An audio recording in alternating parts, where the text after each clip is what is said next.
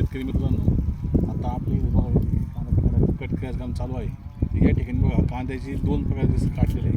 बघा हा पुढून खडून कापलेला आहे, हा खडून कापलेला आहे आणि हा मागून तिकडून खडून काढलेला आहे. हा एक कांदा थोडं ठेवलेला आहे जास्त आणि ह्या मुळे तसे ठेवलेले आहेत. जर कांदा आपल्याला आगीमध्ये ठेवायचा असेल, कांदा आपल्याला कांदा ठेवायचा असेल तर कांदा जर आपल्याला जास्त वेळ ठेवायचा असेल तर कांदा आपण असा कट केला पाहिजे आणि असे मागून त्यामुळे असं राहिलं पाहिजे.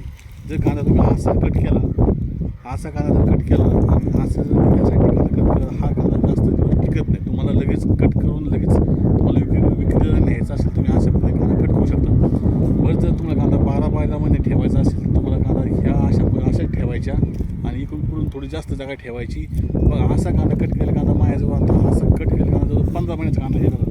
मग हे बघा हे जे कांदे आहेत हे कांदे जुने कांदे हे कांदे 15 महिन्याचे दिले आहेत. हे बघा आज कांदे काय झाले हे बघा काय कांद्यामध्ये बुरशी जाते, तो कांदा खराब होतो, जास्त दिवस टिकत नाही. म्हणून कांदा जास्त दिवस टिकवायचा असेल तर तुम्ही कांद्याला मी जसं सांगितलं हे बघा ही कांदे जवळजवळ 15 महिने होऊन गेले कांद्याला. हे जुने शिरमध्ये दिलेले कांदा आहे, याला 15 महिने होऊन गेले. जास्त दिवस कांदा टिकवायचा असेल तर कांद्याला हे असे ठेवायचे आणि थोडी साईज लांब ठेवायची कट करायला. म्हणजे समजा हा कांदा आहे